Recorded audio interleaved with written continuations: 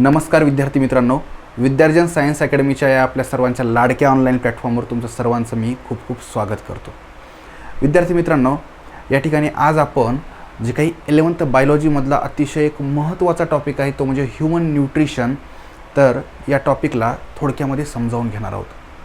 साधारणतः या ठिकाणी 2 ते 2.5 तासामध्ये आणि 2 पार्टमध्ये आपण या टॉपिकला व्यवस्थित पद्धतीनं त्या ठिकाणी समजावून घेणार आहोत, जेणेकरून या टॉपिकला हे लेक्चर झाल्यानंतर तुम्हाला कोणत्याही पद्धतीची अडचण विशेषतः CET पॉईंट ऑफ व्ह्यू किंवा बोर्ड पॉईंट ऑफ व्ह्यू या टॉपिकमध्ये राहणार नाही याची मी त्या ठिकाणी हमी देतो. मित्रांनो, ह्यूमन न्यूट्रिशन हा जो काही टॉपिक आहे, खरं तर यामध्ये आपण डायजेस्टिव्ह सिस्टीमविषयी शिकत असतो. ह्यूमन डायजेस्टिव्ह सिस्टीम याविषयी बेसिक माहिती नक्कीच तुम्ही 10th पर्यंत त्या ठिकाणी तुमच्या सायन्सच्या बुकमध्ये घेतलेलीच असणार. ज्या काही वेगवेगळ्या ऑर्गन सिस्टीम असणार तर त्यामध्ये डायजेस्टिव्ह सिस्टीम देखील तुम्हाला नक्कीच झालेली आहे. पण थोडंसं आता 11th मध्ये आल्यानंतर मात्र जी काही लेवल आहे आपल्या या सिलेबसमध्ये तर ती नक्कीच वाढलेली आहे आणि याच दृष्टीनं आपल्याला बऱ्याचशा नवीन गोष्टी इथं या ठिकाणी पाहायला मिळतील. मित्रांनो, या ठिकाणी ह्यूमन डायजेस्टिव्ह सिस्टीमची एक सुंदर अशी त्या ठिकाणी 3D डायग्राम तुम्ही इथं पाहू शकता, ज्यामध्ये तुम्हाला liver, stomach, pancreas, large intestine, small intestine किंवा मग गॉल ब्लॅडर या ठिकाणी असे बरेचसे जे काही ऑर्गन्स आहेत या महत्त्वाच्या ऑर्गन सिस्टीममधले तर ते पाहायला भेटू शकतात. सर्वप्रथम आपल्याला हे समजावून घ्यावं लागेल की या ऑर्गन सिस्टीमच्या माध्यमातून नेमकं साध्य काय होतं. ठीक आहे, जेणेकरून तुम्हाला ही गोष्ट क्लिअर होईल की इतर ज्या ऑर्गन सिस्टीम आहेत त्यांचं एक परफेक्ट असं काहीतरी काम असतं, तर त्याच पद्धतीनं या ऑर्गन सिस्टीमचं काय काम आहे. मित्रांनो, हे तर तुम्हाला माहिती आहे की बॉडीमध्ये प्रत्येक काम करण्यासाठी आपल्याला एनर्जी लागते आणि ती एनर्जी लागते ATPच्या फॉर्ममध्ये. ATPच्या फॉर्ममध्ये एनर्जी मिळवण्यासाठी तुम्हाला त्या ठिकाणी सेल्युलर रेस्पिरेशन नावाची जी काही एक महत्त्वाची केमिकल रिॲक्शन आहे तर ही घडवून आणावी लागते. सेल्युलर रेस्पिरेशन घडते कुठं, तर सेल्युलर रेस्पिरेशन घडते प्रत्येक सेलमधल्या मायटोकॉन्ड्रिया नावाच्या एका महत्त्वाच्या सेल ऑर्गॅनेलमध्ये. ठीक आहे, कुठं घडते बरं? मायटोकॉन्ड्रियामध्ये. आता ही रिॲक्शन जी काही आहे तर ही खरं तर त्या ठिकाणी एक्झोथर्मिक प्रकारची रिॲक्शन आहे, कारण याच्यामध्ये ATPच्या फॉर्ममध्ये एनर्जी तयार व्हायली. तुम्हाला हे माहीतच असेल की ज्या रिॲक्शनमधून एनर्जी तयार होते तर ती रिॲक्शन ही एक्झोथर्मिक समजल्या जाते आणि जिच्यामध्ये एनर्जी कन्झ्युम केल्या जाते तर ती एंडोथर्मिक प्रकारची आहे. आता ह्याच्यामध्ये या ठिकाणी कंबशन घडतं. सोप्या भाषेमध्ये काय कंबशन घडतं, C6H12O6 ठीक आहे plus 6O2 it forms 6CO2 plus 6H2O plus 38 ATP. अशा पद्धतीची ही रिॲक्शन आहे. मित्रांनो, या ठिकाणी सर्वप्रथम हा प्रकार काय आहे, हे केमिकल काय आहे समजून घेऊया. हे केमिकल आहे मित्रांनो ग्लुकोज. काय बरं? ग्लुकोज. या ग्लुकोजचं व्हायला एक कंबशन आणि कंबशनसाठी काय लागतं तुम्हाला माहीतच आहे. कंबशनसाठी लागतं ऑक्सिजन आणि याचं जे प्रोडक्ट आहे तर हे CO2 आहे. दुसरं प्रोडक्ट म्हणजे H2O आणि यासोबत सर्वात महत्त्वाचं 38 ATP इतक्या अमाऊंटमध्ये एनर्जी तयार होत असते. ATP म्हणजेच काय तर ॲडिनोसिन ट्रायफॉस्फेट. आपल्या बॉडीमध्ये जी काही एनर्जी करन्सी आहे तर तिला ATP म्हटलं जातं. तर या ठिकाणी मित्रांनो, सर्वप्रथम या सेलमध्ये मायटोकॉन्ड्रियामध्ये ही रिॲक्शन घडवून आणायची असेल तर 2 रिॲक्टंट्स लागतात, हे आपण इथं पाहतो. पहिलं रिॲक्टंट म्हणजे glucose, it may be fructose और गॅलॅक्टोज, कारण ते देखील मोनोसॅकराइड येतं आणि ग्लुकोज हे देखील मोनोसॅकराइड आहे. आणि दुसरं म्हणजे या ठिकाणी ऑक्सिजन. आता इथं पहिल्यांदा आपल्याला समजून घ्यायचं आहे की ग्लुकोज या सेलमधल्या मायटोकॉन्ड्रियापर्यंत पोहोचतं कसं. मित्रांनो, हे पोहोचवलं जातं डायजेस्टिव्ह सिस्टीमच्या माध्यमातून आणि सर्क्युलेटरी सिस्टीमच्या माध्यमातून. खरं तर या ठिकाणी डायजेस्टिव्ह सिस्टीमच्या माध्यमातून हे ग्लुकोज तयार केलं जातं आणि सर्क्युलेटरी सिस्टीमच्या माध्यमातून हे ग्लुकोज जे काही शेवटी बनतं तर ह्याला ब्लडच्या मदतीनं या प्रत्येक मायटोकॉन्ड्रियापर्यंत पोहोचवलं जातं. त्याच पद्धतीनं हा ऑक्सिजन जो काही पोहोचतो त्या मायटोकॉन्ड्रियापर्यंत तर हे पोहोचवण्यामध्ये रेस्पिरेटरी सिस्टीम मदत करत असते. त्याच्यामध्ये लंग्स किंवा इतर त्याच्यामधले जे काही ॲल्व्होलस असतात तर यासारखे पार्ट्स जे काही तर ते फार मदत करत असतात. तर मित्रांनो, इथं तुम्हाला थोडक्यात डायजेस्टिव्ह सिस्टीमच्या माध्यमातून होतं काय हे समजलं असेल. आणखी सोप्या पद्धतीनं जर या डायजेस्टिव्ह सिस्टीमला तुम्हाला समजून घ्यायचं असेल तर इथं आणखी काही गोष्टी आपण पाहूया. मुळात डायजेशन जे काही आहे तर ह्याची गरज का बरं पडते, कारण आपल्याला एनर्जी लागते आणि एनर्जी बनवण्यासाठी म्हणजेच ATPच्या फॉर्ममध्ये एनर्जी तयार करायची असेल तर त्या ठिकाणी सिंपल फूड लागतं. आत्ता जे आपण पाहिलं ना ते जे काही ग्लुकोज आहे तर ते सिंपल फूड आहे. फक्त ग्लुकोजच सिंपल असतं का, तर नाही मित्रांनो. आपल्या या ठिकाणी फूडमध्ये वेगवेगळ्या प्रकारचे त्या ठिकाणी कंपोनंट्स असतात. त्याच्यामध्ये मग कार्बोहायड्रेट असतात, त्याच्यामध्ये फॅट्स असतात, प्रोटीन्स देखील असतात. आता आपण जे काही दररोज फूड खात असतो त्याच्यामध्ये कार्बोहायड्रेट, फॅट आणि प्रोटीन्स जे काही आहेत तर हे शक्यतो कॉम्प्लेक्स फॉर्ममध्ये असतात. काय बरं, कॉम्प्लेक्स फॉर्ममध्ये. आणि हे कॉम्प्लेक्स फॉर्ममधलं फूड जे काही आहे तर हे मायटोकॉन्ड्रियामध्ये त्याचं डायरेक्ट रेस्पिरेशन होऊ शकत नाही आणि त्यामुळंच हे कॉम्प्लेक्स फूड पहिल्यांदा आपल्याला सिंपल फॉर्ममध्ये चेंज करावं लागतं. त्यासोबतच आपण जे काही फूड खात असतो तर ते बऱ्याच वेळेस त्या ठिकाणी नॉन डिफ्युजेबल फॉर्मॅटमध्ये असतं. कसं असतं बरं, नॉन डिफ्युजेबल फॉर्मॅटमध्ये असतं आणि हे नंतर डायजेशन झाल्यानंतर डिफ्युजेबल फॉर्ममध्ये चेंज होत असतं. त्यानंतर ह्या ठिकाणी नॉन ॲब्झॉर्बेबल फॉर्ममध्ये असतं ते सुरुवातीला आणि नंतर त्याचं जे काही कन्व्हर्जन आहे तर ते ॲब्झॉर्बेबल फॉर्ममध्ये होत असतं. सुरुवातीचं फूड हे बऱ्यापैकी वॉटर इनसॉल्युबल असतं आणि नंतर मात्र ते सॉल्युबल बनतं. आता या ठिकाणी थोडक्यामध्ये मी तुम्हाला डायजेशन म्हणजे काय तर हे सोप्या पद्धतीनं समजावून सांगितलेलं आहे. आपण जे सुरुवातीला कार्बोहायड्रेट असो, फॅट्स असो किंवा प्रोटीन्स असो हे जेव्हा फूड खात असतो तर यामध्ये ते सुरुवातीला मॅक्झिमम वेळेस ते कॉम्प्लेक्स फॉर्ममध्ये असतं आणि नंतर आपण त्याला सिंपल फॉर्ममध्ये करतो. आता तुम्ही म्हणाल की बाबा कार्बोहायड्रेटमध्ये कॉम्प्लेक्स फॉर्म नेमका असतो कोणता, तर यस मित्रांनो, तुम्ही जर पाहिलं तर तुम्ही नाव ऐकलं असेल स्टार्च किंवा सेल्युलोज, ठीक आहे, किंवा हेमिसेल्युलोज. तर हे जे काही फॉर्म आहेत तर हे या ठिकाणी कॉम्प्लेक्स फॉर्म आहेत. यांना पॉलिसॅकराइड म्हटलं जातं. कार्बोहायड्रेटमध्ये यांना काय म्हटलं जातं, पॉलिसॅकराइड, कारण ह्यांच्यामध्ये खूप मोठी अशी चेन असते ग्लुकोजची. आता या पॉलिसॅकराइडचं जेव्हा डायजेशन व्हायला लागतं तेव्हा त्याचं कन्व्हर्जन डायसॅकराइडमध्ये होत असतं. कशामध्ये बरं, डायसॅकराइड. डायसॅकराइडचे उदाहरणं जर बघितले तर माल्टोज हे एक डायसॅकराइड आहे किंवा मग सुक्रोज हे देखील एक डायसॅकराइड आहे, लॅक्टोज हे देखील एक डायसॅकराइड आहे. या डायसॅकराइडचंही पुन्हा नंतर जेव्हा डायजेशन होतं तेव्हा त्याचं कन्व्हर्जन मोनोसॅकराइडमध्ये होतं आणि हे मोनोसॅकराइड जे काही आहे तर हे सिम्पलेस्ट फॉर्म ऑफ कार्बोहायड्रेट आहे. मोनोसॅकराइडमध्ये हे या ठिकाणी ऑलरेडी आपण एक पाहिलंय ते म्हणजे ग्लुकोज. त्यासोबतच मित्रांनो फ्रुक्टोज हे देखील मोनोसॅकराइड आहे आणि त्यानंतर गॅलॅक्टोज हे देखील मोनोसॅकराइड आहे. म्हणजे तुम्हाला कोणते पॉलिसॅकराइड आहेत, कोणते डायसॅकराइड आहेत आणि कोणते मोनोसॅकराइड आहेत या कार्बोहायड्रेटमध्ये हे समजून घ्यावं लागेल. हे पॉलिसॅकराइड जे काही आहे तर हे कॉम्प्लेक्स फूड आहे असं आपण म्हणू शकतो आणि मोनोसॅकराइड जे काही आहे तर हे सिंपल असं फूड आहे. ठीक आहे, स्टार्च, सेल्युलोज, हेमिसेल्युलोज, त्यानंतर ग्लायकोजन हे जे काही आहेत तर पॉलिसॅकराइड आहेत. त्यानंतर ग्लुकोज, फ्रुक्टोज, गॅलॅक्टोज हे जे काही आहेत तर हे मोनोसॅकराइड आहेत. म्हणजे आपण डायजेशन जेव्हा घडवून आणतोय तेव्हा या पॉलिसॅकराइडचं कन्व्हर्जन मोनोसॅकराइडमध्ये करतोय जर ते कार्बोहायड्रेट असतील तर. जर ते फॅट्स असतील तर फॅट्स हे जे काही आहेत तर कॉम्प्लेक्स फॉर्ममध्ये असतात आणि जेव्हा त्याचं सिंपल फॉर्ममध्ये आपण कन्व्हर्जन करतो, डिफ्युजेबल फॉर्ममध्ये कन्व्हर्जन करतो, ॲब्झॉर्बेबल फॉर्ममध्ये कन्व्हर्जन करतो तेव्हा फॅट्सचं कन्व्हर्जन फॅटी ॲसिडमध्ये होत असतं आणि प्रोटीन्सचं कन्व्हर्जन हे अमायनो ॲसिडमध्ये होत असतं.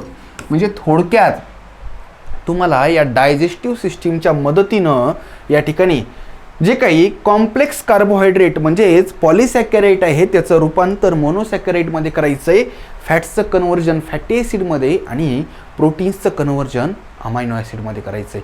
आणि याचसाठी आपल्याला डायजेस्टिव्ह सिस्टीममध्ये वेगवेगळे त्या ठिकाणी ऑर्गन्स लागत असतात.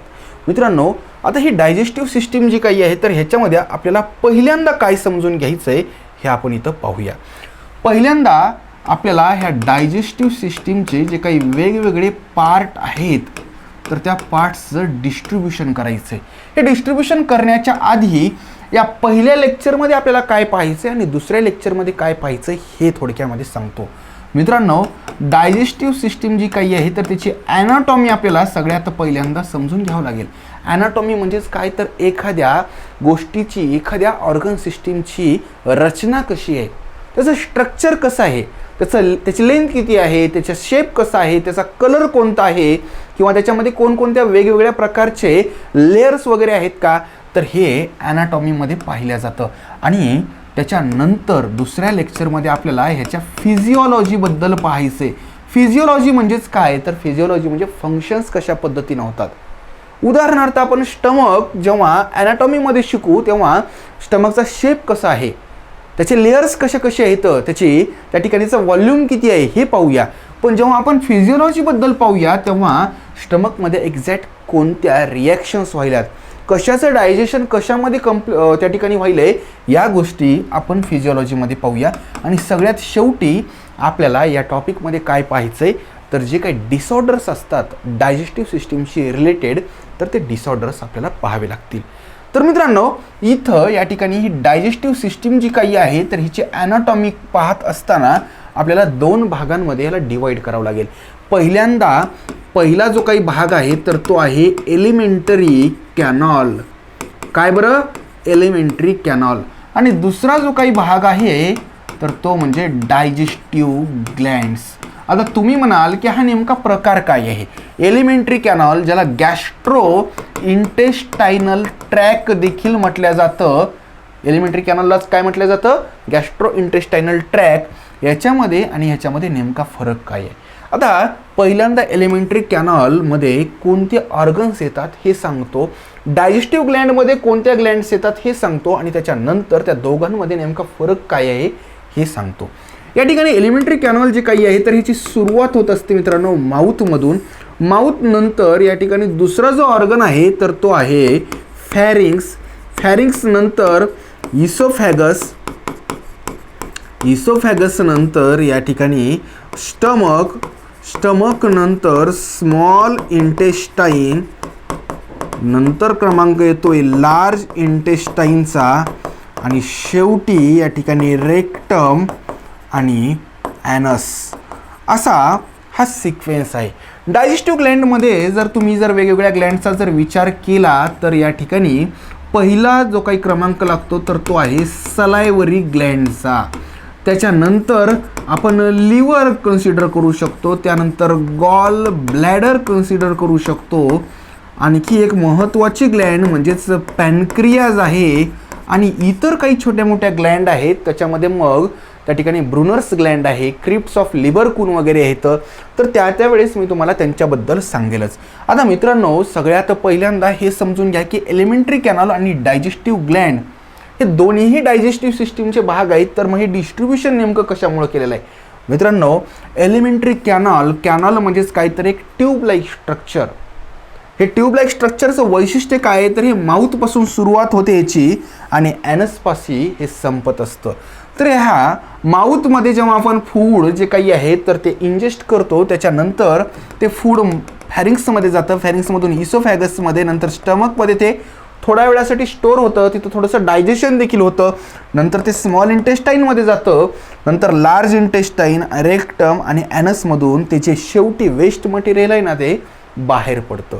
मग यामध्ये सलायवरी ग्लँड, लिव्हर, गॉल ब्लॅडर आणि पॅनक्रियाज यांच्यामधून फूड पास होत असतं का, तर याचं उत्तर आहे नाही. फूड जे काही आहे तर हे फक्त एलिमेंटरी कॅनॉलमध्ये जे ऑर्गन्स आहेत त्या ट्यूब लाईक स्ट्रक्चरमधून पास होतं. मग यांचा नेमका रोल काय आहे मित्रांनो.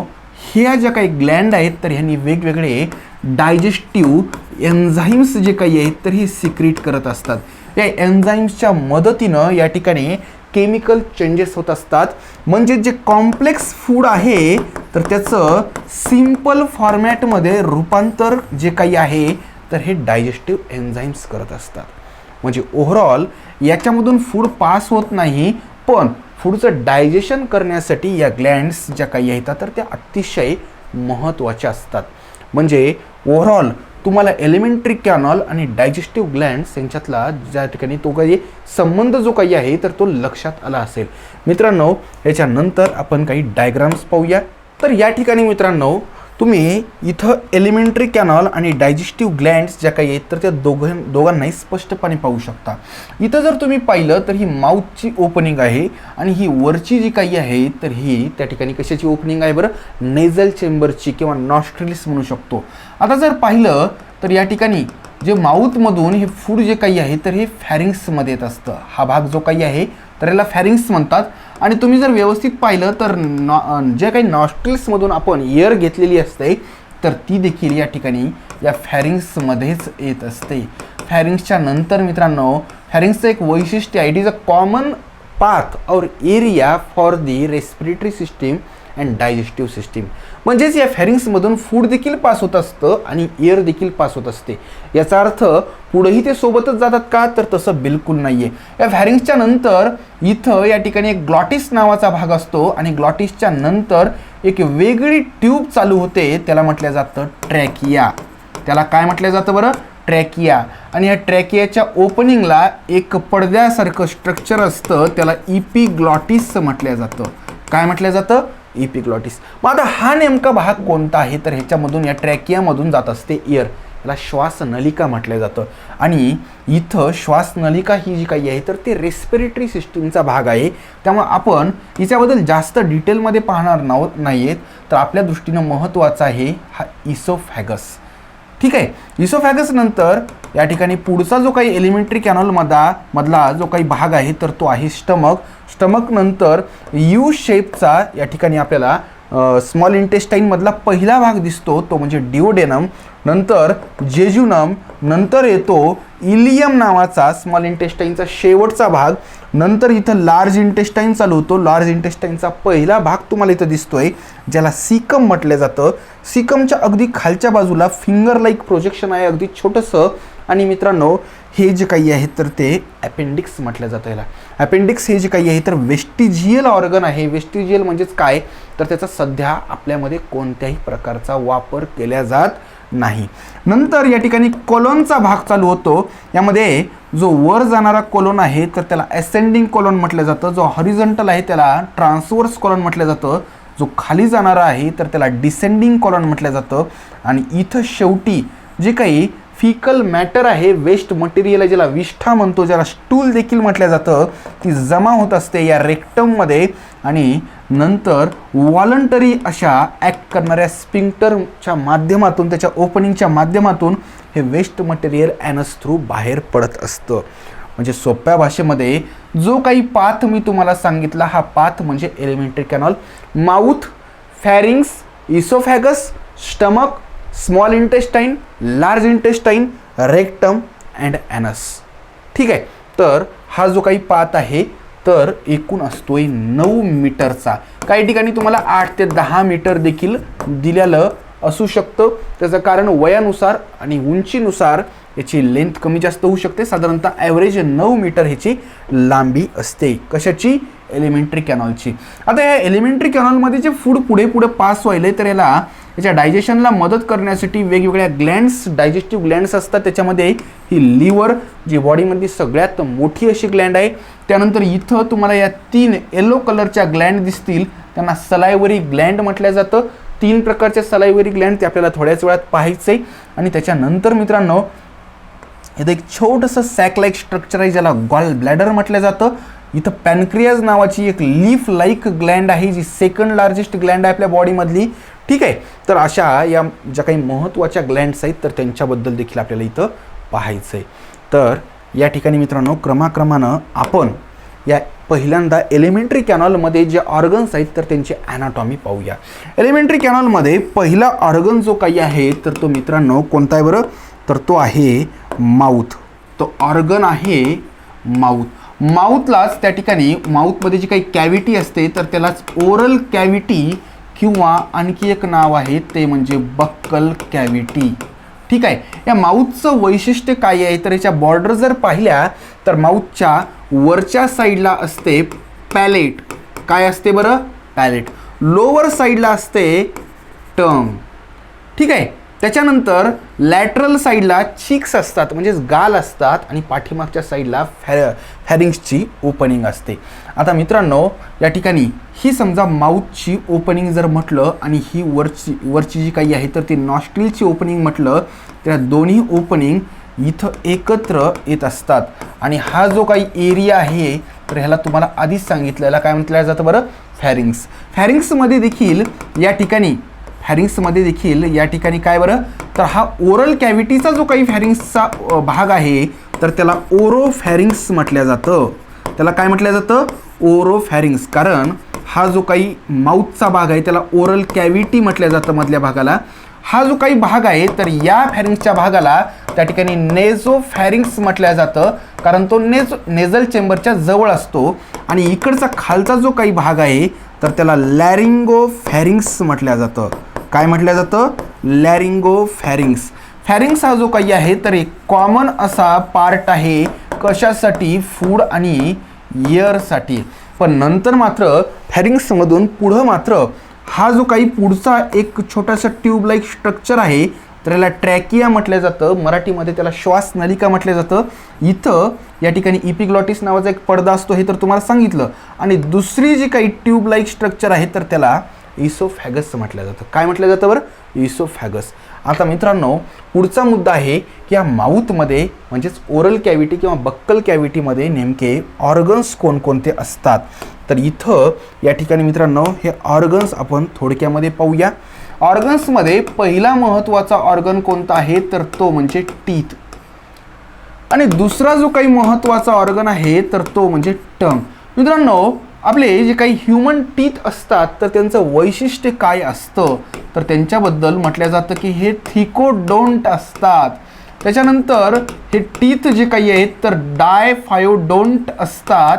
त्याच्यानंतर आपले टीथ जे काही आहेत तर त्यांच्यासाठी हेट्रोडोंट हा देखील शब्द वापरला जातो. खरं तर स्टडी ऑफ टीथ किंवा टीथच्या भोवतीचं जे काही कॅव्हिटी वगैरे असतात किंवा त्याचं जे काही मटेरियल आहे तर याच्या स्टडीला डेंटिशन असं देखील म्हटलं जातं. आता इथं थिकोडोंट, डायफायोडोंट आणि हेट्रोडोंट हे शब्द आपल्या ह्युमन टीथच्या बाबत नेमके कोणत्या उद्देशानं वापरलेले आहेत हे पहिल्यांदा पाहूया. ह्युमन टीथ जे काही आहेत ना मित्रांनो तर हे जॉमध्ये असे प्रॉपर असे सॉकेट्समध्ये फिक्स असतात. लक्षात आलं का?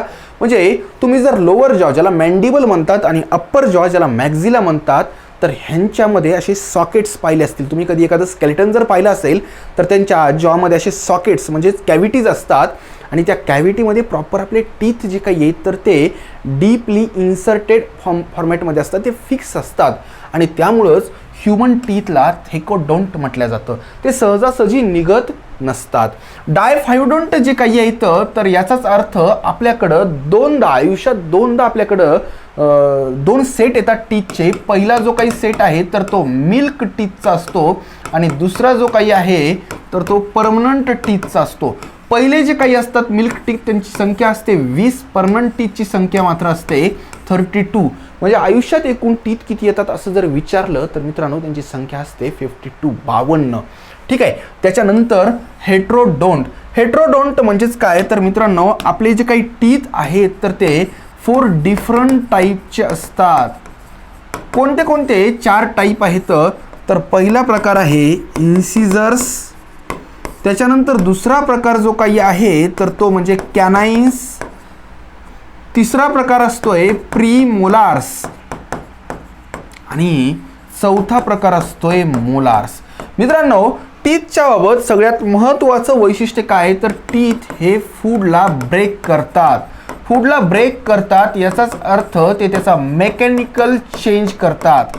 मेकॅनिकल फॉर्मॅट काय करतात बरं त्याचा चेंज करतात. म्हणजे सुरुवातीला जे मोठे तुकड्यांच्या फॉर्मॅटमध्ये जे फूड असतं तर त्यांचे अगदी छोटे तुकडे करण्याचं काम हे या टीथच्या माध्यमातून केलं जातं. याचा अर्थ या ठिकाणी आपलं डायजेशन म्हणजे फक्त तुकडेच करणं का तर बिलकुल नाही आहे. डायजेशन हे जे काही आहे मित्रांनो तर ह्याच्यामध्ये फूडमध्ये मेकॅनिकल चेंज तर होतच असतो पण केमिकल चेंज देखील होत असतो. आणि ह्या केमिकल चेंजचं सगळ्यात मोठं वैशिष्ट्य किंवा उदाहरण म्हणजे काय तर आपल्या ह्या डायजेस्टिव्ह ग्लँड्स जे काही आहेत तर त्या डायजेस्टिव्ह ग्लँड्स मार्फत जे एन्झाईम सिक्रेट होतात तर ते एन्झाईम हे केमिकल चेंज घडवून आणतात. म्हणजेच इथं तुम्हाला जर विचारलं की डायजेशनमध्ये मेकॅनिकल चेंज घडतो का, तर यस घडतो. मोठं जे काही फूडचे तुकडे असतात त्यांचं अगदी छोट्या छोट्या कणांमध्ये रूपांतर या डायजेशनमध्ये होत असतं आणि त्यासोबतच त्या ठिकाणी कॉम्प्लेक्स फूडचं कन्व्हर्जन सिम्पल फूडमध्ये, म्हणजेच त्या ठिकाणी स्टार्चचं कन्व्हर्जन ग्लुकोजमध्ये वगैरे हे जे काही आहे तरी केमिकल चेंज झाला हे देखील इथं आपल्या डायजेशनमध्ये घडत असतं. पण केमिकल चेंज करण्यामध्ये या टीथचा मात्र काही संबंध नसतो. टीथ हे मेकॅनिकल चेंज करण्यासाठी, क्रशिंग करण्यासाठी त्या ठिकाणी उपयुक्त असतात. आता इन्सिजर्स जे काही आहेत तर सगळ्यात समोरचे जे काही दात असतात ना त्याला इन्सिजर्स म्हटलं जातं. मित्रांनो, आपण जर थोडक्यामध्ये जर पाहिलं, अप्पर जॉ आणि लोअर जॉ म्हणजेच अप्पर टीथचा सेट आणि लोअर टीथचा सेट हा साधारणतः सारखाच असतो. म्हणजे संख्याही सारखी असते आणि या ठिकाणी दातांचे प्रकार देखील सारखे असतात. आता जर तुम्ही पाहिलं तर ह्याला आपण सेंटर जर समजलं अप्पर जॉचा, तर इथं हे जे काही दोन टीथ असतात समोरचे एका साईडला विचार केला तर यांना इन्सिजर्स म्हटलं जातं. त्याच्यानंतर या ठिकाणी एक अनुकुचीदार असा दात असतो त्याला कॅनाईन म्हटलं जातं. नंतर मित्रांनो तुम्हाला दोन उपदाढा दिसतात आणि नंतर सगळ्यात शेवटी तीन त्या ठिकाणी दाढा असतात. म्हणजेच इन्सिजर्स आपल्याकडं दोन असतात, कॅनाईन एक असतो, प्रीमोलार उपदाढा किती असतात बरं, तर दोन असतात आणि मोलार्स किती असतात, तीन असतात. आणि याच्यावरूनच मित्रांनो या ठिकाणी एक आपला डेंटल फॉर्म्युला तयार होत असतो. इथं ICPM अपॉन ICPM या पद्धतीने ह्याला दर्शवलं जातं. आय फॉर काय बरं, तर आय म्हणजे इन्सिजर्स. इन्सिजर्स अप्पर जॉ असो किंवा लोअर जॉ असो त्याचा जर हाफ सेट जर घेतला, कारण डाव्या बाजूला समजा अप्पर सेट जर आपण घेतला तर त्याचा डावी बाजू आणि उजवी बाजू ही एकदम आयडेंटिकल असणार. मग इथं इन्सिजर्स एका सेटमध्ये वरच्या ह्याच्यात डाव्या बाजूला जर कन्सिडर केलं तर किती असतात, दोन असतात. याला सेंट्रल इन्सिजर म्हणतात, याला लॅटरल इन्सिजर म्हणतात. त्यानंतर क्रमांक लागतो कॅनाईनचा. कॅनाईन किती आहे, एक आहे. प्रीमोलार किती येतात, उपदाढा दोन येतात आणि मोलार किती येतात, तीन येतं. म्हणजे मित्रांनो एकूण टीथ किती झाले, 2 आणि 1 3, 3 आणि 2 5 आणि 3 8. म्हणजे वरच्या जॉमध्ये एका बाजूला 8 टीथ, दुसऱ्या बाजूला 8 टीथ, म्हणजे 8 आणि 8 झाले 16. वर 16 खाली 16 म्हणजे किती झाले 32. म्हणजे या ठिकाणी ICPMचा जो काही डेंटिशन फॉर्म्युला आहे तर तो या पद्धतीनं इथं दाखवला जातो. ठीक आहे. म्हणजे टीथबद्दल जी काही बेसिक माहिती आहे, आपल्या टीथचे वैशिष्ट्य, त्यांना तेच नावं का बरं दिलेले आहेत हे पाहिले, टीथचे वेगवेगळे त्या ठिकाणी प्रकार देखील आपण पाहिले. मित्रांनो, हे इन्सिजर्स जे काही येतं तर इन्सिजर्सचं फंक्शन म्हणजे कटिंग ऑफ फूड. फूडला कट केलं जातं. आपण कधी सफरचंद वगैरे त्याचा त्या ठिकाणी त्याचा कट घेत असताना, काप घेत असताना इन्सिजर्सचा वापर करतो. मित्रांनो, कॅनाईस जे काही आहेत ज्याला मराठीमध्ये सुळे म्हणतात तर ह्यांचा वापर मात्र मानवामध्ये राहिलेला नाही आहे. एकेकाळी माणूस जेव्हा कच्चं मांस खात होता तेव्हा मात्र त्या ठिकाणी कॅनाईन्सचा वापर ही शिकार फाडण्यासाठी, फॉर टिअरिंग ऑफ दॅट फ्लेश, तर त्याच्यासाठी ह्या कॅनाईन्सचा वापर केला जाई. आणि त्याच्यानंतर सगळ्यात महत्त्वाचा जो काही वापर आपण करत असतो ते म्हणजे त्या ठिकाणी या प्रीमोलार आणि मोलार म्हणजेच उपदाढा आणि दाढा त्यांचा वापर त्या ठिकाणी च्युइंगसाठी होत असतो, म्हणजे चावण्यासाठी होत असतो. मित्रांनो, इथं आणखी एक महत्त्वाचं वैशिष्ट्य म्हणजे काय, तर या ठिकाणी आपला जो काही दात आहे तर या दाताचं जर सगळ्यात वरचा जर भाग बघितला तर त्याला क्राऊन म्हटलं जातं. काय म्हटलं जातं, क्राऊन. त्यानंतर अगदी छोटासा भाग असतो त्याला नेक म्हटलं जातं आणि दाताचा जो काही खालचा भाग आहे जो त्या ठिकाणी आपल्या गम्समध्ये फिक्स असतो तर त्याला रूट म्हटलं जातं. ठीक आहे. आता हा जो काही वरचा भाग आहे दाताचा वरचा भाग, तर हा सगळ्यात मजबूत हार्ड अशा सबस्टन्सनं कव्हर झालेला असतो, त्याला एनॅमल म्हटलं जातं. काय म्हटलं जातं बरं, एनॅमल. आता या ठिकाणी हा खालचा भाग जो काही आहे तर हा त्या ठिकाणी जॉमध्ये त्याच्या सॉकेट्समध्ये फिक्स झालेला असतो आणि तो जो काही जॉईंट असतो तर त्याला गम्फॉसिस जॉईंट म्हटलं जातं. मित्रांनो, ही फार महत्त्वाचं आहे.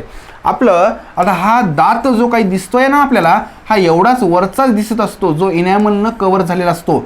खाली जो काही दाताचा भाग आहे तर तो आपल्या जॉजमध्ये फिक्स असतो, म्हणून तर आपल्या टीथला थेकोडोंट म्हटलं जातं.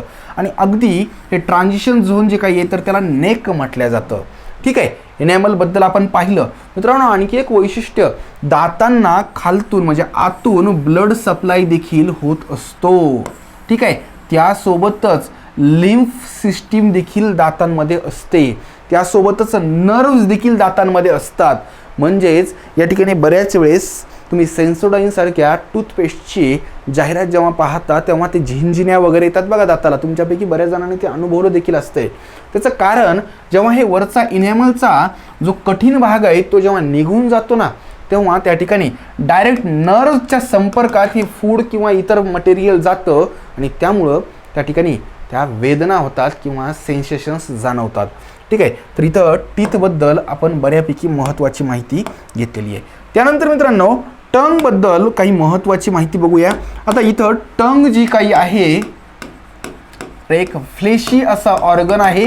ऑर्गन म्हणण्यापेक्षा खरं तर हा मसल आहे. स्ट्रॉंग असतो का, तर यस स्ट्रॉंग असतो. लोअर साईडला आपल्या ओरल कॅव्हिटीमध्ये लोअर साईडला या ठिकाणी तो अटॅच झालेला असतो अगदी मजबूत पद्धतीनं. आणि या टंगवर काही असे प्रोजेक्शन्स असतात. या प्रोजेक्शन्सलाच काय म्हटलं जातं, तर पॅपिली म्हटलं जातं. काय म्हटलं जातं, पॅपिली. या पॅपिलीवर त्या ठिकाणी काही टेस्ट बर्ड्स देखील असतात. काय असतात बरं, टेस्ट बर्ड्स. ठीक आहे, आता जिभेवर आपल्याला चव कळते हे मान्य आहे, पण ती चव देखील वेगवेगळ्या भागात वेगवेगळी चव जास्त प्रमाणात कळते. उदाहरणार्थ जिभेच्या टोकावर स्वीट टेस्ट अधिक कळते, गोड चव अधिक कळते, तर मागच्या बाजूला त्या ठिकाणी बिटर म्हणजेच कडू जी काही चव आहे तर ती जास्त कळते. आणि ही जी काही लॅटरल साईड आहे, साईडची बाजू, तर इथं त्या ठिकाणी खारट किंवा तुरट या चवी जास्त प्रमाणात त्या ठिकाणी कळत असतात. म्हणजेच तिथं एकंदर टेस्ट बड्स त्या पद्धतीनं डेव्हलप झालेले असतात. जिभेचं आणखी एक महत्त्वाचं काम काय मित्रांनो, तर माऊथमध्ये जेव्हा फूड क्रश केलं जातं with the help of teeth, तेव्हा त्या क्रश्ड फूडमध्ये सगळ्यात महत्त्वाचं काय असतं, तर त्याच्यामध्ये सलायवा ॲड करणं महत्त्वाचं असतं. आणि सलायवा ॲड करण्याचं काम जे काही आहे तर हे जिभेच्या मदतीनं फार सोपं होत असतं. म्हणजेच आपण जेव्हा फूड चावतो तेव्हा त्या चावलेल्या फूडमध्ये जेव्हा सलायवा ॲड होत असते तेव्हा या सलायवामध्ये वेगवेगळे घटक असतात. त्यापैकीच एक महत्त्वाचा घटक कोणता असेल तर तो म्हणजे म्युकस. म्युकस हे एक स्टिकी असं मटेरियल आहे आणि हे जे काही क्रश्ड फूड आहे, क्रश्ड फूड पार्टिकल, त्याच्यामध्ये या सलायवामधलं म्युकस जेव्हा त्या ठिकाणी ॲड होत असतं तेव्हा त्याचा एक गोळा बनतो. काय बरं, त्या फूडचा एक गोळा बनतो आणि त्यामुळेच आपण जो काही घास गिळत असतो ना त्याला फूड म्हणत नाही आहे, तर त्याच्यासाठी एक स्पेशल शब्द आहे तो म्हणजे बोलस. म्हणजे माऊथमध्ये तुम्ही फूड क्रश केल्यानंतर with the help of teeth जेव्हा सलायवा मिक्स होत असते with the help of tongue, ते जे काही मिक्सचर बनत असतं ना चिकट, तर त्या मिक्सचरलाच त्या ठिकाणी बोलस म्हणतात. जेव्हा म्हणजे तुम्ही गिळताना फॅरिंग्समधून तेव्हा त्याला बोलस म्हटल्या जातं. ठीक आहे, तर एकंदर आपण टंगबद्दलही पाहिलं आणि टीथबद्दल देखील पाहिलं. आणखी एक महत्त्वाची गोष्ट, ओरल कॅव्हिटीमध्ये अप्पर साईडला पॅलेट असतात असं म्हटलेलं आहे. आणि पॅलेट समोर जर पाहिलं म्हणजे जिभेला वरच्या बाजूला समोरच्या बाजूला जर तुम्ही थोडंसं फिरवलं तर तुम्हाला तो भाग टणक लागेल, त्या उलट मागच्या बाजूला मात्र थोडासा मऊ लागेल. त्याचं कारण मित्रांनो, वरचं नेझल चेंबर आणि खालची ओरल कॅव्हिटी जी काही आहे तर यांना सेपरेट करणारं जे काही बोन आहे किंवा जो काही लेअर आहे, स्ट्रॉंग हार्ड असा लेअर आहे, त्याला पॅलेट म्हटलं जातं. पॅलेट समोरच्या बाजूचं हार्ड असतं तर मागच्या बाजूचं मात्र स्मूथ असतं. पॅलेट स्ट्रॉंग असतं, हार्ड असतं, म्हणून त्या ठिकाणी माऊथमध्ये जरी प्रेशर वाढलं किंवा काही झालं तरी देखील त्या ठिकाणी पॅलेटमुळं नेझल चेंबर जे काही आहे तर ते कोलॅप्स होत नाही, त्याच्यावर दाब पडत नाही. अन्यथा इथं पॅलेट जर त्या ठिकाणी फ्लेक्झिबल असलं असतं तर माऊथमध्ये जर तुम्ही जास्त काही खाल्लं तर डायरेक्ट तुमचं नेझल चेंबर किंवा नॉस्ट्रिल्स काय झाल्या असत्या, ब्लॉक झाल्या असत्या, जीव देखील जाऊ शकतो. ठीक आहे, तर इथं या ठिकाणी आपण ह्युमन ॲनाटॉमीमध्ये माऊथपर्यंत पाहिलेलं आहे. माऊथमध्ये आणखी एक गोष्ट, माऊथच्या आजूबाजूला 3 सलायवरी ग्लँड देखील असतात. त्या ग्लँड कोणत्या, तर ही सगळ्यात मोठी ग्लँड असते. 3 प्रकारच्या सलायवरी ग्लँडमध्ये एक ग्लँड जी काही असते तर ती पॅरोटिड ग्लँड आपला जो काही इयर पिन्ना असतो आउटर इयर त्याच्या अगदी खालच्या बाजूला थोडंसं पुढच्या बाजूला ही ग्लँड असते, तिला पॅरोटिड ग्लँड म्हटलं जातं. त्याच्यानंतर आपल्या जिभेच्या खालच्या बाजूला दुसरी ग्लँड असते, तिला सबलिंग्वल ग्लँड म्हटलं जातं. कोणती ग्लँड? सबलिंग्वल. तुम्हाला नावं लक्षात ठेवावी लागतील. आणि त्याच्यानंतर तिसरी जी काही ग्लँड आहे तर ती आपलं जे काही मॅन्डिबल म्हणजेच लोअर जॉ आणि अप्पर जॉ जे काही आहे तर ह्यांच्या जॉईंटवर असतं आणि त्या ग्लँडला मॅन्डिबुलार ग्लँड म्हटलं जातं किंवा सब मॅन्डिबुलार ग्लँड देखील म्हटलं जातं. म्हणजे ओव्हरऑल या 3 सलायवरी ग्लँडच्या माध्यमातून या ठिकाणी सिक्रेशन होत असतं. आकारानं सर्वात मोठी सलायवरी ग्लँड कोणती असेल तर पॅरोटिड ग्लँड, आणि सगळ्यात जास्त सलायवा सिक्रेशन करणारी ग्लँड कोणती असेल तर सबलिंग्वल सलायवरी ग्लँड. आणि या तिन्ही ग्लँड मिळून दिवसात 1.5 लिटर साधारणतः त्या ठिकाणी काय करतात बरं? सलायवाचं सिक्रेशन करतात. या सलायवाचा pH काय असतो तर हा pH असतो स्लाइटली ॲसिडिक 6.8 pH असतो. किती बरं? 6.8.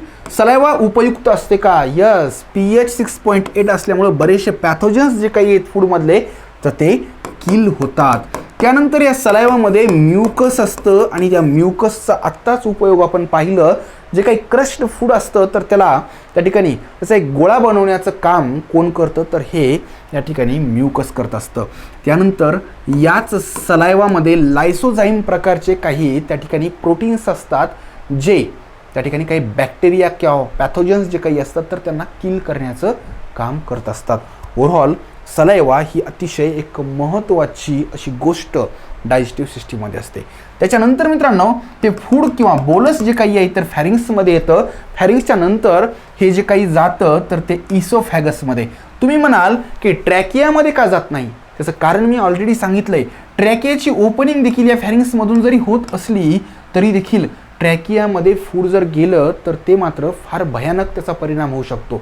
आणि त्यामुळंच निसर्गानं या ट्रॅकियाच्या ओपनिंगला जो काही ग्लॉटिस नावाचा भाग आहे तर तिथं एक असा पडदा वॉल ठेवलेला आहे, जो वॉल डायरेक्ट ब्रेन मार्फत इन्व्हॉलंटरी पद्धतीनं रेग्युलेट केला जातो आणि त्या वॉललाच म्हटलेलं आहे इपिग्लॉटिस. काय म्हटलेलं आहे बरं? इपिग्लॉटिस हा एक असा पडदा आहे की जो त्या ठिकाणी वरतून जेव्हा आपण फूड किंवा बोलस त्या ठिकाणी गिळतो तेव्हा इपिग्लॉटिस पटकन बंद होतं. त्याचा परिणाम काय होतं तर या ठिकाणी बिलकुल एक कण देखील तुमच्या ट्रॅकियामध्ये जात नाही. जे काही फूड आहे तर ते इसोफॅगसमधून खाली निघून जातं. इसोफॅगस म्हणजेच अन्ननलिका हिची साधारणतः लेंथ असते मित्रांनो 25 सेंटीमीटर. किती बरं? 25 सेंटीमीटर. फॅरिंग्स असो किंवा इसोफॅगस असो यांच्यामध्ये फूडचं डायजेशन होत नाही. इथून लवकरात लवकर या ठिकाणी काय केलं जातं बरं? फूडला खाली ढकललं जातं आणि यासाठी पेरिस्टॅल्टिक ॲक्टिव्हिटीजची मदत केल्या जाते. पेरिस्टॅल्टिक ॲक्टिव्हिटीज कशाच्या माध्यमातून निर्माण केल्या जातात तर हे इसोफॅगस असो किंवा इतर खालचेही एलिमेंटरी कॅनलचा जर भाग पाहिला तर ह्यांच्या भोवतीचे जे काही मसल्स असतात ज्यांचा सर्क्युलर असा शेप असतो तर त्या मसल्सच्या कॉन्ट्रॅक्शन आणि रिलॅक्सेशनच्या माध्यमातून या फूडला पुढे ढकलल्या जातं. म्हणजे फूड तुमचं वरतून खाली येईल आहे ह्याच्यामध्ये काही ग्रॅव्हिटेशनचा वगैरे बिलकुल रोल नाही. जर तसं काही आलं क्वेश्चनमध्ये तर तिथं त्याचं कारण काय आहे तर पेरिस्टॅल्टिक मूव्हमेंट. ठीक आहे. इथं या ठिकाणी इसोफॅगसमध्ये डायजेशन होत नाही आणि फॅरिंग्समध्ये देखील होत नाही. इथून फूड लवकरात लवकर खाली ढकलण्यासाठी इथं या ठिकाणी आतल्या बाजूला मोठ्या प्रमाणात म्युकस सिक्रीट होत असतोय. आणि ह्या म्युकसचा फायदा काय होतो माहिती आहे का मित्रांनो? म्युकस हे एक लुब्रिकंट म्हणून काम करत असतं, ज्यामुळं हे बोलस अगदी इझिली काय होत असतं तर त्या ठिकाणी खाली शिफ्ट होत असतं, खाली फ्लो होतं. त्याच्यानंतर मित्रांनो पुढचा जो काही ऑर्गन आहे तर तो ऑर्गन आहे स्टमक. कोणता ऑर्गन आहे बरं? स्टमक. याचा आकार जर पाहिला तर इंग्लिशमधल्या जे सारखा ह्याचा आकार आहे. कसा बरं? जे सारखा ह्याचा आकार आहे. या स्टमकच्या ओपनिंगच्या ठिकाणी एक वॉल्व असतो आणि क्लोजिंगच्या ठिकाणी इथं या ठिकाणी क्लोजिंगच्या ठिकाणी देखील एक वॉल्व असतो. आता या वॉल्वला स्पिंक्टर म्हटलं जातं. आता हे 2 स्पिंक्टर जे काही आहेत तर त्यांची नावं देखील तुम्हाला माहिती पाहिजे. हा जो पहिला स्पिंक्टर आहे ना मित्रांनो त्याला कार्डियक स्पिंक्टर म्हटलं जातं आणि दुसरा जो आहे तर त्याला पायलोरिक स्पिंक्टर म्हटलं जातं. बघा ओपनिंगचा जो स्पिंक्टर आहे तर त्याला या ठिकाणी कोणता स्पिंक्टर म्हटलं जातं बरं? तर कार्डियक स्पिंक्टर म्हटलं जातं आणि क्लोजिंगच्या वेळेसचा जो स्पिंक्टर आहे तर त्याला पायलोरिक स्पिंक्टर म्हटलं जातं. मुळात हे नावं दिले त्याचं कारण या स्टमकचं जे काही 4 भागात आपण डिव्हिजन केलेलं आहे, 1 2 3 आणि हे 4. मित्रांनो मध्ये काही त्या ठिकाणी वेगवेगळे कंपार्टमेंट नाही आहेत, एकच त्या ठिकाणी सॅक लाईक असं स्ट्रक्चर इथं तुम्ही पाहू शकता. ठीक आहे, पण हे 4 रिजन मात्र तुम्ही इथं त्या ठिकाणी डिवाइड करू शकता. पहिला जो रिजन आहे अगदी ओपनिंगच्या वेळेसचा त्याला कार्डियक रिजन म्हटलं जातं आणि त्याचमुळं याला कार्डियक स्फिंक्टर म्हटलेलं आहे. त्याच्या बाजूलाच असतो ना हा स्फिंक्टर. हा इथं वरच्या बाजूला जो काही भाग आहे रिजन आहे तर त्याला फंडस म्हटलं जातं. हा तिसरा जो काही महत्त्वाचा भाग आहे तर त्याला बॉडी म्हटलं जातं. स्टमकचा तो बॉडीचा भाग आहे. आणि चौथा जिथं एक्झिट होत असते साधारणतः तो भाग जो काही आहे तर पायलोरिक रिजन नावानं ओळखला जातो आणि त्या स्फिंक्टरला देखील पायलोरिक स्फिंक्टर म्हटलं जातं. मित्रांनो या ठिकाणी स्टमक जी काही आहे तर एक सॅक लाईक स्ट्रक्चर आहे, फ्लेक्झिबल असतं. साधारणतः 700 ते 800 ml पर्यंत किंवा 1 लिटरपर्यंत त्याची नेहमीची कॅपॅसिटी असते. पण तुम्ही वारंवार गरजेपेक्षा जास्त जर खात गेलात तर ते फ्लेक्झिबिलिटी त्याच्यामध्ये असल्यामुळं त्याची कॅपॅसिटी देखील वाढत जाते. मित्रांनो या स्टमकच्या आत गॅस्ट्रिक ज्यूस सिक्रीट होत असतं आणि ह्या गॅस्ट्रिक ज्यूसचं वैशिष्ट्य काय आहे तर गॅस्ट्रिक ज्यूस 3 वेगवेगळ्या केमिकल्सचं मिक्सचर असतं. ह्याच्यामध्ये पहिलं जे काही केमिकल आहे तर ते कोणतं आहे बरं तर ते आहे HCl. आता HCl हे जे काही केमिकल आहे तर ते खरं तर ॲसिड आहे. HCl hydrochloric acid. त्याचं एवढं विशेष काय आहे मित्रांनो, ह्याचा pH हे ह्याचं त्या ठिकाणी एक महत्त्वाचं वैशिष्ट्य आहे. त्याचा pH असतो 1.5 आणि 1.5 pH जे काही आहे तर त्याचं वैशिष्ट्य तुम्हाला माहिती आहे अतिशय कॉन्सन्ट्रेटेड असं हे ॲसिड कन्सिडर केलं जातं. आणि या तीव्रतेचं ॲसिड आपल्या स्किनवर जर टाकलं तर ही स्किन पूर्णतः बर्न होते. पण इथं या स्टमकच्या आत हे HCl सिक्रीट होऊन देखील कोणत्याही प्रकारे त्याचं नुकसान होत नाही. त्याचं कारण या स्टमकची जी काही आतला लेअर आहे ज्याला म्युकोसा म्हटलं जातं, या म्युकोसाला एक पातळ किंवा स्टिकी असं मटेरियल चिटकलेलं असतं. त्याचा लेअर जो काही आहे तर तो लेअर असतोय म्युकसचा, त्याच्यामुळेच त्याला म्युकोसा म्हटलेला आहे. बघा या गॅस्ट्रिक ज्यूसमध्ये पहिलं जे काही केमिकल आहे तर ते HCl पाहिलं. HCl पासून या स्टमकच्या सगळ्यात आतला लेअर जो काही आहे म्युकोसा त्याचं प्रोटेक्शन करण्यासाठी दुसरा जो काही केमिकल आहे तर ते आहे म्युकस. म्युकस जे काही आहे तर ते स्टिकी असतं, स्टमकच्या आतल्या बाजूला ते चिटकून बसतं आणि त्यामुळं HClमुळं कोणतंही नुकसान होत नाही. आणि तिसरं जे काही आहे केमिकल आहे तर ते खरं तर एक एन्झाईम आहे, पेप्सिन. कोणतं एन्झाईम आहे बरं पेप्सिन. म्हणजे HCl म्युकस आणि पेप्सिन या तिघांचं जे काही ॲडिशन आहे तर त्यालाच गॅस्ट्रिक ज्यूस म्हटलं जातं. त्यालाच काय म्हटलं जातं बरं गॅस्ट्रिक ज्यूस. ठीक आहे. आता मित्रांनो इथलं ॲटमॉस्फिअर जे काही आहे तर ते एक्स्ट्रीमली ॲसिडिक असतं. त्याचं कारण देखील आपण इथं पाहिलेलं आहे. त्याच्यानंतर मित्रांनो पुढचा जो काही भाग चालू होतो तर तो स्मॉल इंटेस्टाईनचा भाग चालू होतो. कोणता भाग चालू होतो बरं स्मॉल इंटेस्टाईनचा. स्मॉल इंटेस्टाईन हे 3 भागांमध्ये डिवाइड झालेलं असतं. ते 3 भाग कोणते हे आपण पहिल्यांदा बघूया. मित्रांनो स्मॉल इंटेस्टाईनची एकूण लांबी जी काही आहे तर ती असते 6.5 मीटर. एकूण एलिमेंटरी कॅनॉलची लांबी 9 मीटर. त्याच्यापैकी 6.5 मीटर लांबी कोणाची आहे बरं तर स्मॉल इंटेस्टाईनची. स्मॉल इंटेस्टाईनमध्ये पहिला जो काही भाग आहे तर तो आहे डिओडेनम. दुसरा जो काही भाग आहे तर तो आहे जेजुनम आणि तिसरा जो काही आहे तर तो आहे इलियम. मित्रांनो डिओडेनम जे काही आहे तर हे यू शेप भाग आहे. हा जो काही सगळ्यात पहिला भाग पाहतायत तो म्हणजे यू शेप, हा डिओडेनम नावाने ओळखला जातो. साधारणतः 20 सेंटीमीटरपर्यंत ह्याची लेंथ असते. त्याच्यानंतर जेजुनमची लेंथ असते साधारणतः 2.5 मीटरपर्यंत आणि इलियमची लेंथ असते 3.5 मीटरपर्यंत. ओके, म्हणजे ओव्हरऑल एलिमेंटरी कॅनलमध्ये सगळ्यात लॉंगेस्ट असा भाग कोणता असेल तर तो म्हणजे स्मॉल इंटेस्टाईन, ज्याची एकूण लेंथ आहे 6.5 मीटर. आणि 6.5 मीटरमध्येही पुन्हा सगळ्यात लॉंगेस्ट रिजन कोणता तर तो 3.5 मीटरवाला इलियम. इलियम हा सगळ्यात शेवटचा असा भाग आहे आणि जास्त कॉइलिंग असते, कारण लेंथ जास्त आहे त्याच्यामुळं इथं वेटोळे देखील कसे असतात बरं जास्त असतात. इथं या ठिकाणी डिओडेनम जे काही आहे तर ह्याचा शेप हा यू शेप असतो आणि या डिओडेनममध्ये या ठिकाणी एक महत्त्वाची अशी ओपनिंग होत असते. त्या ओपनिंगमधून या ठिकाणी लिव्हरकडून येणारं बाईल ज्यूस आणि पॅनक्रियाजकडून येणारे 3 एन्झाईम्स ट्रिप्सिन, अमायलेज आणि लायपेज यांची एंट्री याच डिओडेनममध्ये होत असते. आणि ह्या एंट्रीला एक स्पिंक्टर असतं ज्याला स्पिंक्टर ऑफ ओडाय म्हटलं जातं किंवा स्पिंक्टर ऑफ ओडी देखील म्हटलं जातं. ठीक आहे, तर इथं या ठिकाणी डिओडेनम, नंतर जेजुनम आणि नंतर या ठिकाणी इलियम असा हा सिक्वेन्स आहे. ह्या स्मॉल इंटेस्टाईनची जी काही विड्थ आहे तर ती 2.5 सेंटीमीटरच्या आसपास असते. किती बरं? 2.5 सेंटीमीटर. स्मॉल इंटेस्टाईन संपल्यानंतर पुढचा लार्ज इंटेस्टाईनचा जो काही भाग आहे तर त्याच्यात पहिलाच जो रिजन आहे तर तो सीकम नावानं ओळखला जातो. साधारणतः 6 सेंटीमीटरच्या आसपास त्याची लेंथ असते. या सीकमच्या अगदी खालच्या बाजूला अपेंडिक्स हे एक finger like projection, finger like organ असतो, वेस्टिजियल ऑर्गन आहे.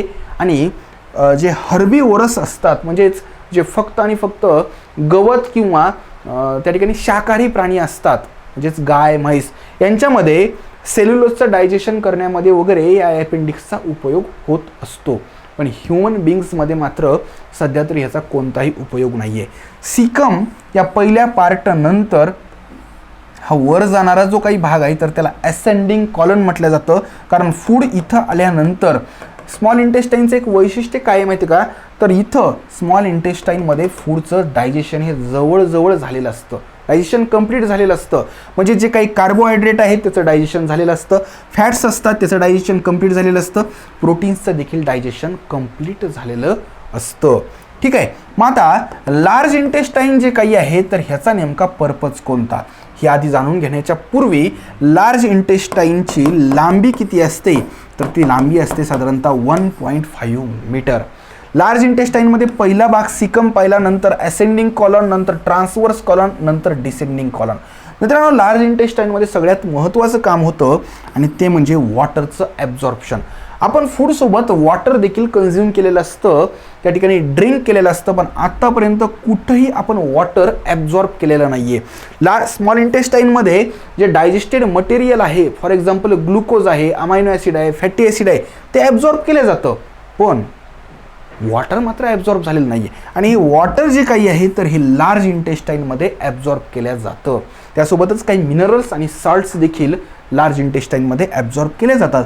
म्हणजे सोप्या भाषेत शेवटी जे राहतं ना मित्रांनो, हे शेवटी जे राहतं हे प्युअरली वेस्ट मटेरियल आहे, ज्याला फिकल मॅटर म्हटलं जातं, स्टूल म्हटलं जातं. आणि हे टेम्पररी रेक्टममध्ये स्टोअर केलं जातं आणि रेक्टमच्या नंतर एका स्पिंक्टर, व्हॉलंटरी अशा स्पिंक्टरच्या माध्यमातून त्याच्या ओपनिंग म्हणजे शेवटची ओपनिंग म्हणजे ॲनस थ्रू हे वेस्ट मटेरियल बाहेर पडतं. आता इथं मित्रांनो काही गोष्टी आणखी तुम्हाला सांगाव्या लागतील. आपण ॲनाटॉमी एलिमेंटरी कॅनॉलची तर पाहिली, त्याच्यामध्ये डायजेस्टिव्ह ग्लँड्समध्ये मी तुम्हाला सलायवरी ग्लँडबद्दल देखील सांगितलेलं आहे. थोडंसं आता इतर डायजेस्टिव्ह ग्लँडबद्दल सांगतो. याच्यामध्ये लिव्हर ही एक महत्त्वाची अशी डायजेस्टिव्ह ग्लँड आहे. मित्रांनो, लिव्हरचं वैशिष्ट्य काय तर ह्युमन बॉडीमधली सगळ्यात मोठी अशी ग्लँड आहे, जिचं वेट 1.2 किलोग्रॅम टू 1.5 किलोग्रॅम या रेंजमध्ये असतं. लिव्हरचं वैशिष्ट्य 2 लोब असतात, ह्याचे 2 लोब असतात आणि हा जो राईट लोब असतो तर हा मोठा असतो, लेफ्ट लोब हा मात्र छोटा असतो. हेपॅटिक लोब्युल्स हे जे काही असतात तर लिव्हरचे सगळ्यात महत्त्वाचे स्ट्रक्चरल अँड फंक्शनल युनिट म्हणून कन्सिडर केलं जातं. म्हणजे लिव्हरमध्ये हेपॅटिक लोब्युल्स हे स्ट्रक्चरल अँड फंक्शनल युनिट आहेत. लिव्हरचं आणखी एक महत्त्वाचं काम काय मित्रांनो माहिती का, डायजेस्टिव्ह सिस्टीमच्या दृष्टीनं हे बाईल ज्यूसचं सिक्रिशन करतं. हे बाईल ज्यूस काय करतं तर बाईल ज्यूस जे काही आहे तर इथून पुढं जेव्हा फूड येतं मित्रांनो, आणखी एक महत्त्वाची गोष्ट, स्टमकमध्ये येणारं फूड जे काही आहे तर त्याला बोलस म्हटलं जातं, पण स्टमकमधून बाहेर पडणारं जे काही फूड आहे तर त्याला मात्र त्याचं नाव बदलतं, त्याला म्हटलं जातं काईम. काय म्हटलं जातं? CHYME म्हणजेच काईम. मित्रांनो, या ठिकाणी हे काईम जेव्हा डिओडेनममध्ये येतं तेव्हा हे कायम बेसिक किंवा अल्कलाइन फॉर्मॅटमध्ये जातं. म्हणजेच इथं ॲसिडिक असणारं इथं डायरेक्ट बेसिक किंवा अल्कलाइन कसं काय होतं, त्याचं कारण आहे हे बाईल ज्यूस. हा बाईल ज्यूस डिओडेनममध्ये कसा येतो, लिव्हरमधून हा बाईल ज्यूस इथं गॉल ब्लॅडरमध्ये येतो. गॉल ब्लॅडर थ्रू हा पुढे येतो, त्या ठिकाणी कॉमन बाईल डक्ट नावाच्या एका छोट्याशा ट्यूबच्या माध्यमातून इकडून येणाऱ्या आणखी एका ट्यूबला हे मिळतं आणि ही पॅनक्रियाटिक डक्ट आणि कॉमन बाईल डक्ट हे दोन्ही एकत्र येऊन या डिओडेनममध्ये ओपन होतात. मग पॅनक्रियाटिक डक्टमध्ये पॅनक्रियाच्या माध्यमातून सिक्रीट होणारे जे काही 3 एन्झाईम्स आहेत ज्यांचं नाव आहे ट्रिप्सिन, अमायलेज आणि लायपेज, हे 3 एन्झाईम्स तुम्ही तिथं पाहू शकता. म्हणजे ही डायग्राम जर आणखी सोप्या पद्धतीनं जर ड्रॉ करायची असेल तर हे आहे लिव्हर. लिव्हरमधून मित्रांनो या ठिकाणी काय होत असतं बरं, तर गॉल ब्लॅडरमध्ये इथं काय येत असतं, तर हे बाईल ज्यूस येत असतं. त्याच्यानंतर लिव्हरमधून हेपॅटिक डक्ट या पद्धतीनं इकडे बाहेर पडते. इथून हाच बाईल ज्यूस इकडं असा बाहेर पडतो आणि या भागाला सिस्टिक डक्ट म्हटलं जातं. आणि सिस्टिक डक्ट आणि हेपॅटिक डक्ट हे एकत्र येऊन ह्याला कॉमन बाईल डक्ट म्हटलं जातं. कॉमन बाईल डक्ट थोडीशी पुढे येते, इकडून या ठिकाणी ही पॅनक्रियाज तुम्ही पाहू शकता. पॅनक्रियाजमधून एक डक्ट आणखी एक बाहेर येते ज्याला पॅनक्रियाटिक डक्ट म्हटलं जातं. आणि ही पॅनक्रियाटिक डक्ट आणि कॉमन बाईल डक्ट एकत्र येतात आणि या दोघांचं जे काही एकत्र डक्ट येते ह्याला हेपॅटो पॅनक्रियाटिक डक्ट म्हटलं जातं. ही हेपॅटो पॅनक्रियाटिक डक्ट कशामध्ये ओपन होते, तर या ठिकाणी हे जे काही यू शेप जे डिओडेनम आहे तर ह्याच्यामध्ये ओपन होते. म्हणजे हेपॅटो पॅनक्रियाटिक डक्टमधून कोणकोणते सिक्रिशन्स या डिओडेनममध्ये पोहोचायला येतं.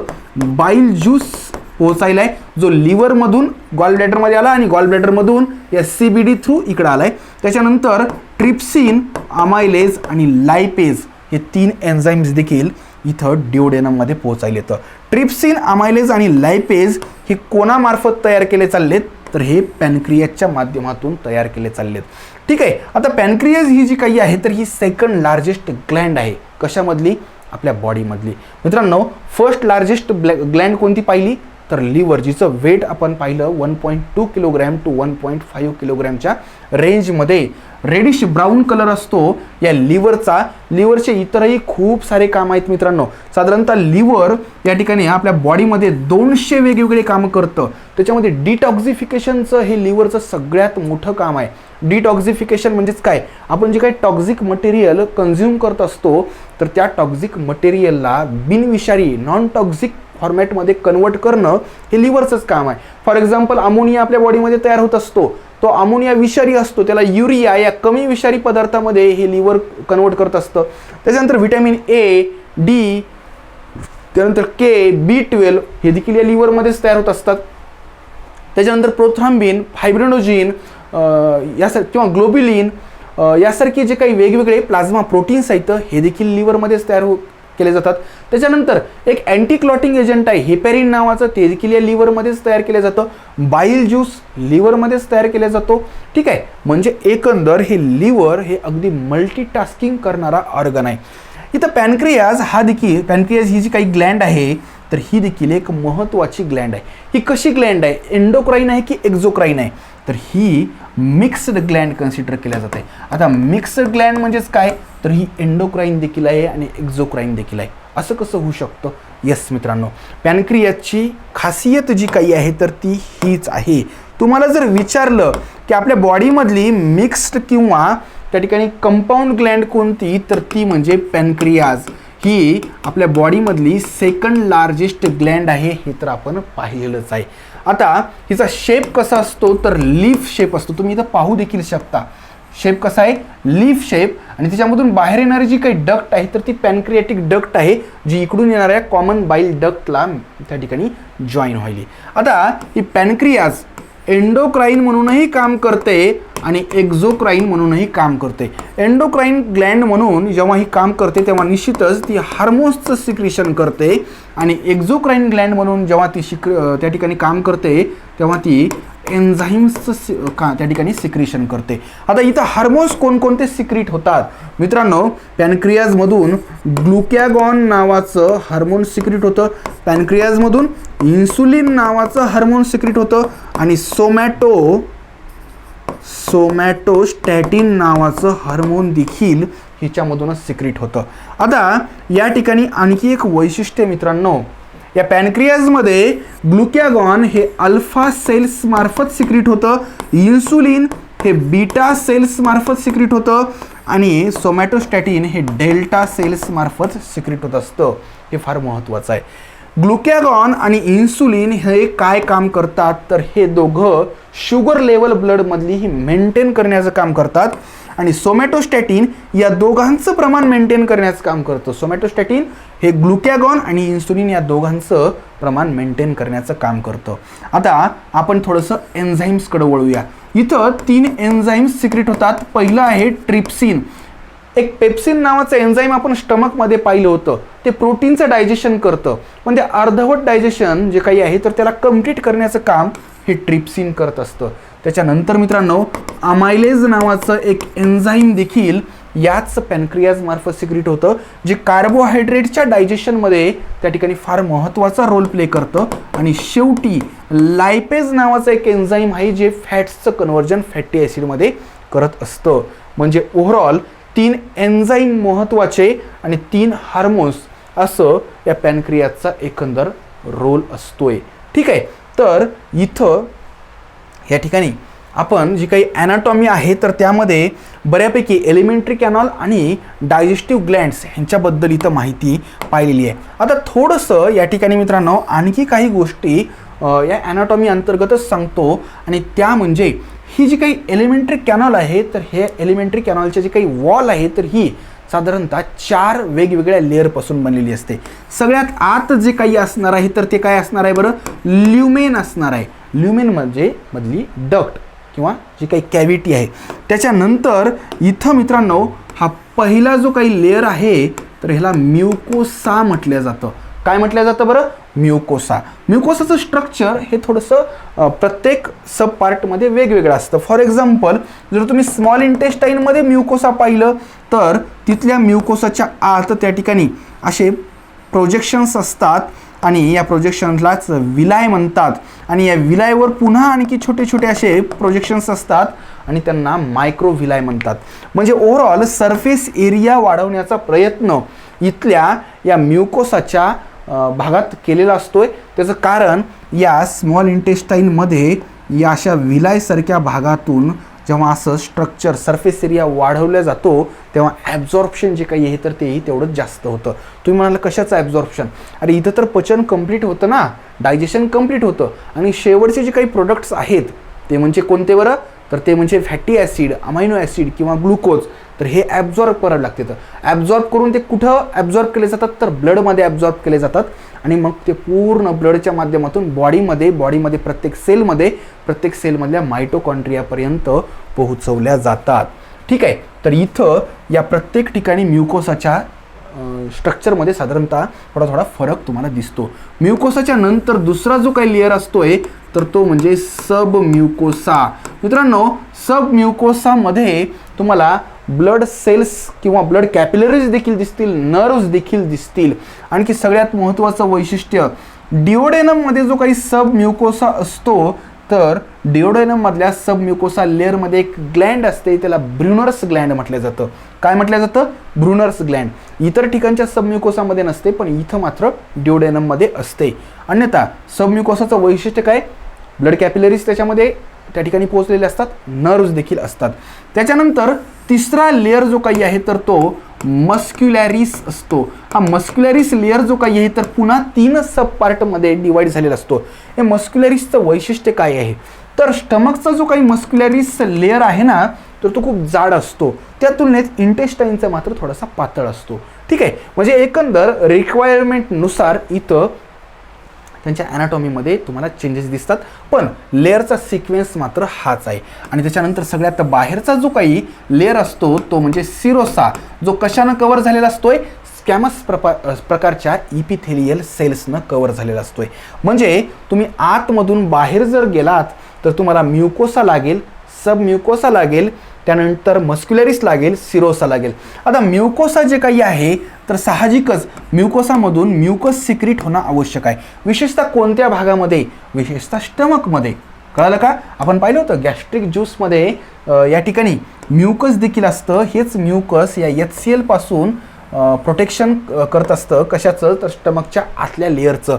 या म्युकोसामध्ये इतरत्र नाही पण स्टमकमध्ये, म्हणजे स्टमकमधल्या म्युकोसामध्ये गॉबलेट प्रकारच्या सेल्स असतात आणि या गॉबलेट प्रकारच्या सेल्समधून म्युकसचं मोठ्या प्रमाणामध्ये सिक्रेशन होत असतं. म्हणजे त्या ठिकाणी जर पाहिलं आपण तर ड्युडेनम मधला जो सब म्युकोस आहे तर तिथं ब्रुनर्स ग्लँड असतात. त्यानंतर स्टमक मधला जो म्युकोस आहे तर त्याच्यामध्ये गॉबलेट सेल्स असतात ज्याच्यामधून म्युकोसाचं सिक्रेशन होत असतं. मस्क्युलरिस या लेअरबद्दल जर पाहिलं तर स्टमक मधला मस्क्युलरिस हा थोडासा जास्त जाड असतो, त्या तुलनेत इकडचा मात्र थिन असतो. सिरोसाचं सगळ्यात आउटर मोस्ट लेअरिंग जे काही आहे तर ते स्कॅमस प्रकारच्या इपिथेलियम पासून बनलेलं असतं. ओव्हरऑल एलिमेंटरी कॅनॉलचं जे काही वॉल आहे तर ही 4 वेगवेगळ्या लेअरपासून बनलेली आहे आणि याच्यात मस्क्युलरिस लेअर जो काही आहे तर तो पुन्हा 3 सब लेअरमध्ये डिवाइड झालेला असतो. काही ठिकाणी 2 देखील म्हटलेला आहे, पण शक्यतो या ठिकाणी आपण आपल्या बुकनुसार जर गेलं तर 3 हाच आकडा करेक्ट आहे. तर इथं या ठिकाणी मित्रांनो आपण डायजेस्टिव्ह सिस्टीमची जी काही ॲनाटॉमी आहे ह्युमन डायजेस्टिव्ह सिस्टीमची तर ही थोडक्यामध्ये पाहिलेली आहे. मी अपेक्षा करतो की जी काही आपण एलिमेंटरी कॅनॉल आणि डायजेस्टिव्ह ग्लँड्सबद्दल माहिती पाहिली आणि त्यासोबतच जे काही क्रॉस सेक्शन आपण पाहिलं एलिमेंटरी कॅनॉलचं ज्याच्यामध्ये आपण 4 वेगवेगळ्या लेअरबद्दल स्टडी केलेली आहे तर ह्याचा नक्कीच तुम्हाला एक्झाममध्ये खूप जास्त फायदा होईल. मग ती एक्झाम तुमची त्या ठिकाणी MST-CET असो किंवा स्टेट बोर्डाची असो किंवा इवन नीटची असो तुम्हाला नक्कीच यामधून प्रश्न आलेले पाहायला भेटतील. तर मित्रांनो याच लेक्चरचं जे काही पुढचा पार्ट असेल पार्ट 2 तर त्याच्यामध्ये आपण जे काही फिजिओलॉजी ऑफ डायजेस्टिव्ह सिस्टीम आहे आणि त्यानंतर जे काही disorders related to digestive system तर ते कंप्लीट करणार आहोत. आणि त्यानंतर मित्रांनो या 2 लेक्चरच्या माध्यमातून हा पूर्ण टॉपिक तुमचा अतिशय त्या ठिकाणी चांगल्या पद्धतीनं तयार होईल याची मला गॅरंटी आहे. ठीक आहे, तर लवकरच मित्रांनो नेक्स्ट लेक्चरच्या निमित्तानं आपली भेट होईल. तोपर्यंत खूप खूप धन्यवाद.